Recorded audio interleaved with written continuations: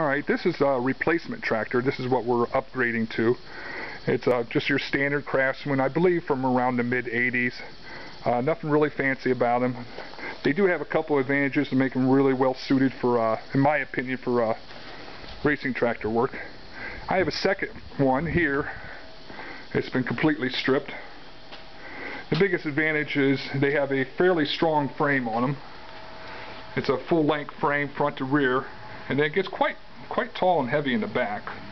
I will be running a reinforcement rod along the bottom here, just welding basically a 1/2-inch rod right along the bottom on both sides, just to kind of reinforce the front half of the frame.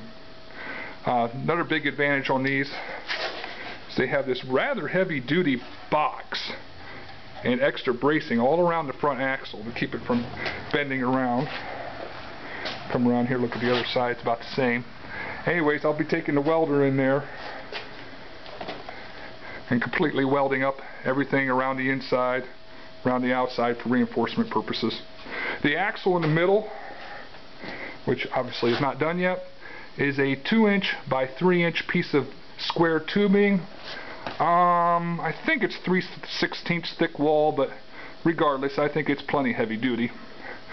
And if you look in the middle, what's in the middle is actually, well, I can't get it out right now, but anyways, the piece that goes through there is out of the old axle, and it's been replaced with a brass bushing and a 3/4 grade 8 bolt.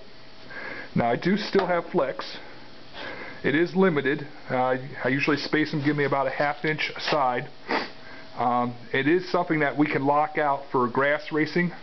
We can lock the axle solid by just putting a bolt through here, drilling a hole right here and running a bolt through, and that'll lock your axle so you can run on the flats. But for off-road use, we really prefer to have some pivot. Moving on to the steering box itself, this is one of the steering boxes, typical Craftsman steering box. I'm sure it's used in a lot of mowers.